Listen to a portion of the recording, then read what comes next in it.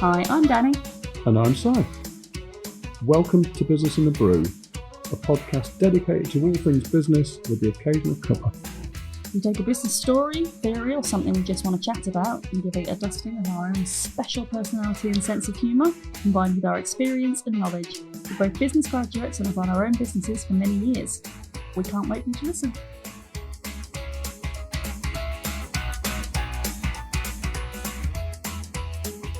Hello there. Hello. Hello. Hello. Right. What you do? Well, sitting here, melting slowly, actually. It's very toasty. Yes. Right. Okay. This particular episode is actually it's a continuation of a previous episode that we did on the contaminated blood scandal. So if you're of a nervous disposition or don't want to hear anything that's a little bit sad, then switch off. Don't listen to any of Simon's episodes. Demarketing for you. We've just been talking about that. Okay. To start this one up, okay. So we've talked about contaminated blood, but this is a very specific case, and it kind of makes you cross. Like, there's a few episodes that we've done recently where I feel a little bit cross about it. What's your favourite thing? Yeah. So there's people who knew exactly what they were doing in this, and this was covered up for decades, and so it's part of the wider contaminated blood scandal. But I want to focus specifically at what happened at a school, Lord Mayor Treloar College in Hampshire. I grew up in Hampshire. Yeah, I know, and that's why I wondered if you knew about this. No, Hampshire's quite big. Yes. So I'm going to call this Treloar College, just in short. But it appears to be one of the most egregious examples of institutional betrayal in modern history. Egregious example of institutional betrayal. That's nice. Poetic. And because it has a direct corporate dimension, it often gets lost. I'm going to set the scene with this is all about haemophilia, actually, which is where the blood scandal kind of got hooked up on previously, along with other diseases. But it's a genetic condition, haemophilia. Mostly affects boys and men, prevents the blood from clotting properly. Okay, a small cut, a bump, an internal bleed, and without treatment, these could be fatal. For most of human history, haemophilia was death sentence, often in childhood. And then in the 1970s, something extraordinary happened. Medicine, inverted commas, the whole medicine thing, developed factor VIII concentrate. It's a treatment derived from human blood plasma that replaced the missing clotting factor, and it could be injected at home. For the first time, boys with haemophilia could live something approaching a normal life. Oh, nice for them. So it was a bit like a miracle. Now, it pretty much was. And Treloar's College was at the forefront of it. The college had a specialist haemophilia treatment centre, one of the best in the country. Boys with haemophilia were educated there specifically because they could receive cutting-edge care. And parents sent their sons there, trusting that they were in the safest possible hands. And in the 1970s and 80s, around 122 boys with haemophilia received treatment at that centre. To be clear, there was a school for haemophiliacs. Yeah, it was part of the there's kind of a school and college that's part of it. Yeah. Yeah. So of those 122, 72 are now dead. It's pretty... That's a way to segue into some happy news. Thank you. Did you come here looking for happy news? From you? You're no, on the wrong podcast. It was your turn to talk. Yeah, it was. Yeah, I will be doing episodes that bring a smile, hopefully, at some point. Really? Yeah. So I'll just explain how it happened. So the biggest scandal was that factor VIII was made by pooling human blood plasma from thousands of donors. We have gone into this before, but I need to just recap on it. Especially if they're not listened. They might be newbies. Yes, exactly. Might just come in at this one. Sometimes up to 40,000 donors per batch. And the logic was that pooling increased the available supply and concentrated the clotting factor. Well, the catastrophic problem was this. If just one of those 40,000 donors was infected, the entire batch was contaminated. And in the 1970s, the UK was importing large quantities of this concentrate from the US, where it was collected from paid donors, including prisoners, including people who injected drugs, populations with significantly elevated rates of blood-borne infection and or risk of. So vulnerable people who couldn't say otherwise and who potentially were sporting a load of and often they were induced because they could sell their blood. Yeah. Okay. No one raised concerns. Well, they did raise concerns. As early as 1982, the first death of a man with haemophilia infected by AIDS was reported. In 1983, warnings were published in The Lancet. The World Health Organization issued guidance. Scientists knew that blood supply carried risk. Heat treatment to inactivate viruses had been developed, and yet the contaminated products continued to be used. Haemophiliacs, 6,000 of them were given infected plasma. This is the bigger picture, not the school. The boys continued to receive them at Treloar's and other haemophilia centres across the country. So, yeah. Why? Yeah. Well, the Infected Blood Inquiry, which published its first report in 2024, only a couple of years ago, May 2024, concluded that this was not simply negligence, it was deliberate choice. It'll do. The inquiry found that clinicians to the NHS, the government had knowingly exposed patients to unacceptable risks and had then attempted to conceal what had happened. Documents were destroyed, data was altered, patients were not told they'd been infected, in some cases for years, in some cases ever.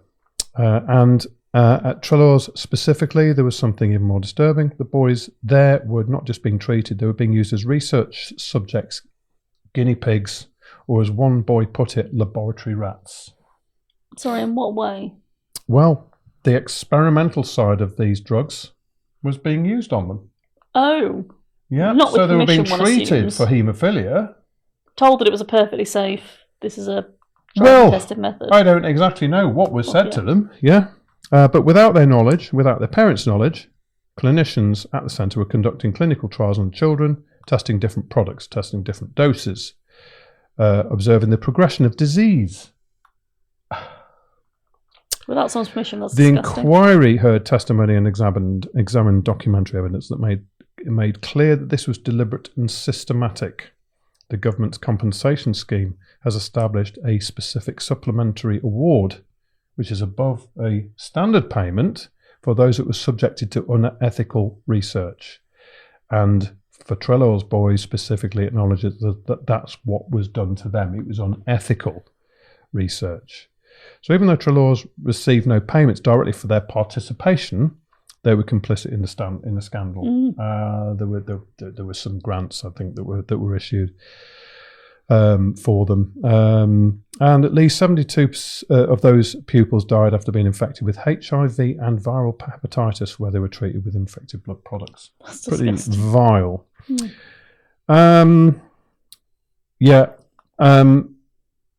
Pharmaceutical companies kind of fit into this. It's the corporate dimension of the story. So the contaminated blood products didn't appear by magic. They were just rocked up one day on the step, left in a box. They were manufactured and sold by pharmaceutical companies, including some of the biggest names in the industry. They knew that pooled blood plasma from high-risk donors carried elevated infection risks. Some internal documents suggest they were aware of the problem earlier than they publicly acknowledged. They continued to sell the products anyway. In the United States, as I said before, they've been moving to heat-treated, safer products, and in the UK, those safer products were available, but not universally adopted. I imagine they were more expensive. Yeah, the inquiry found the decision not to switch to continue using cheaper, contaminated products was taken without knowledge of the risks involved. With knowledge of the risks involved, rather. And how long did this last for? Decades. Multiple governments, Labour, Conservative, Liberal Democrat, resisted calls for a public inquiry. Victims and their families spent 30, 40 years fighting for acknowledgement while watching friends and loved ones die. Former pupil Gary Webster, who was infected with both HIV and Hep C at Treloar's in the 1970s and 80s, has spent much of his life, his adult life, campaigning. He reflected on the compensation eventually offered in 2024 and said simply, "Is £60,000 enough for a life?" That must be awful, thinking that's what your life's worth. Yeah. The answer, of course, is no. No amount is. But the question of whether these children, these kids, these boys sent to a school by parents who trusted the system were owed honesty, informed consent and protection has a very clear answer. They were. Yeah. Yes. And they didn't get it from the school, from the NHS, from the pharmaceutical companies who supplied the blood products, from the successive governments who chose to look the other way. You just can't believe it, can you? No. So the Infected Blood Inquiry's final report in 2024 called it what it was, the worst treatment disaster in the history of the NHS, and in a healthcare system with a rich and complicated history that is profoundly damning as an epitaph. It is. Yeah. So the Gary Webster I mentioned before.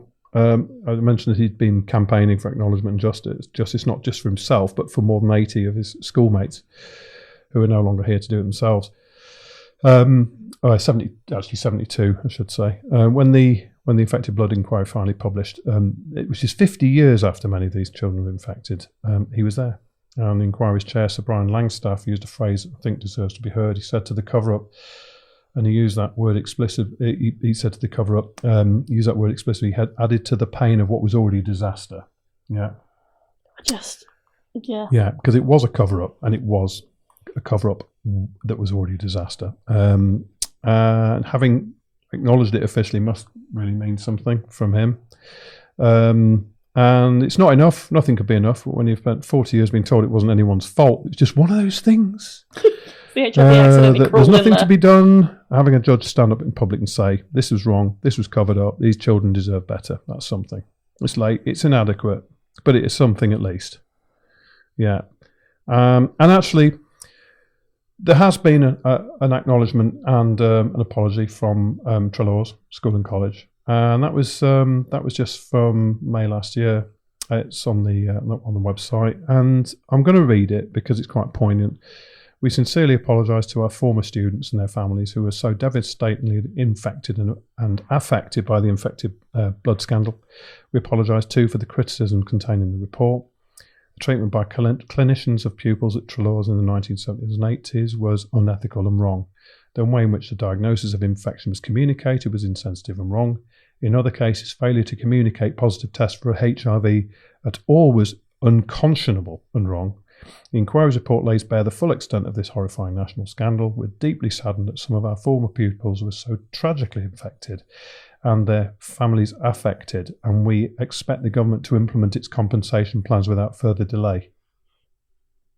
On a recent visit to school and college, some of our former pupils raised with us the need for a more public and accessible memorial. A public memorial dedicated to former Treloar pupils is an important recommendation of the inquiry's report, and we're fully committed to ensuring that this happens and all those impacted at Treloar's are remembered. Yeah, so, yeah, we expect the government to implement its compensation plans. That was a little bit... sorry about that, but the government will handle it now, so don't worry about that too much. We're going to build a nice memorial, though. Yeah. You can come and visit. Well, yeah, and I kind of think they could have left that bit out about the compensation plan, because it kind of cheapens the apology. And potentially also the headmaster or the management team that are in place now in the college were not the one that were in place at the time, so you're also apologising for something that used to do, but it still needs an apology. So it all needs acknowledging, and they have done it. And I think it's brilliant that they have done that. It's an incredibly politically written letter, though. But it is absolutely. But it's just a really terrible tale from another time when actually. But realistically, not that long ago. No, I get that, but. Yeah. We need a drink now. Can we go and get a drink? I think that's the last one that we'll be doing on contaminated blood. Thank God. Yeah. Okay. And I can't deal with any more deaths today. No. Fair enough. No more. No more today. Okay. Can I go and have a lie down and a drink? Thank you very much for listening. No problem at all. You're welcome.